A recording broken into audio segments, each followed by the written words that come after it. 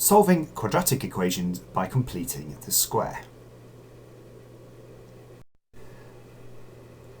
We're going to start by solving x squared minus 6x plus 8 equals 0 using the completing the square method. So to complete the square, we first look at the first two terms, x squared minus 6x. We're trying to convert this into x plus a number all squared.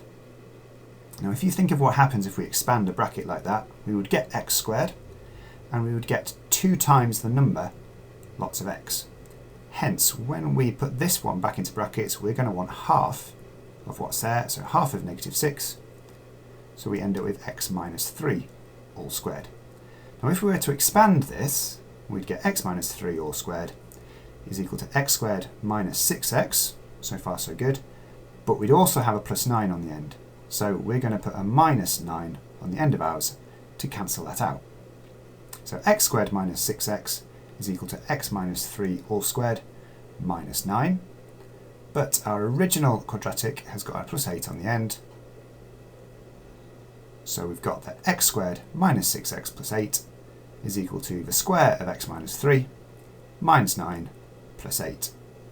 Bringing the minus 9 and the plus 8 together gives us minus 1. So now, in order to solve our quadratic, we can instead solve the square form of x minus 3 squared minus 1 equals 0.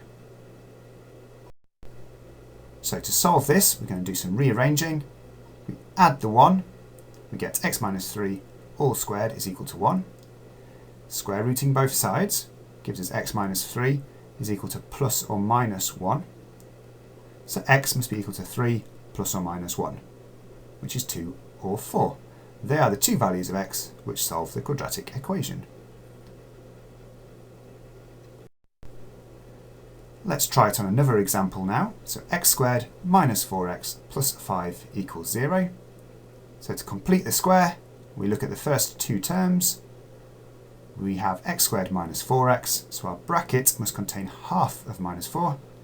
So x minus 2 all squared. But if we were to square that, we get a plus 4 on the end as well, which we don't want, so we take that back off. So we know that our original quadratic is equal to x minus 2 all squared minus 4 plus 5, which is x minus 2 all squared plus 1. So we can solve this by setting that equal to 0. Now, as before, if we rearrange our new form, so if we take the 1 from both sides, we get that x minus 2 all squared equals negative 1. Square rooting both sides gives us plus or minus I, because we're square rooting a negative. So x is equal to 2 plus I, or 2 minus I. We have a complex solution to this one. Now let's try solving a quadratic where the first term isn't just 1x squared. So on this one we've got 3x squared minus 4x plus 8 equals 0.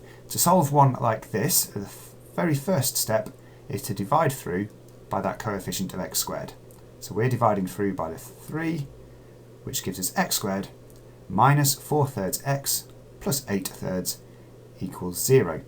So now our equation is in the same form as before. We do exactly the same thing. We're completing the square by looking at the first two terms and putting half of that second coefficient into the bracket. So it's going to begin x minus 2/3 all squared. Now as before, we're going to take away the square of 2/3 because we don't want that there. So our original quadratic is equal to the square of x minus 2/3 minus 4/9 plus the 8/3 which we have on the end of our original equation. Simplifying that gives us x minus 2/3 all squared plus 20 over 9. So now we need to solve that equal to 0. So again, we're going to do that by taking away that spare term on the end. So we have x minus 2/3 all squared equals minus 20 over 9. Square rooting both sides. Again, gives us an imaginary number because we're square rooting a negative, and the square root of 20 over 9 simplifies to 2 root 5 over 3. Adding 2/3 to both sides gives us an answer of x equals 2/3 plus or minus I 2 root 5 over 3. If you've enjoyed this video, don't forget to subscribe to the Doing Maths channel or check out some more of my videos by clicking on the links here.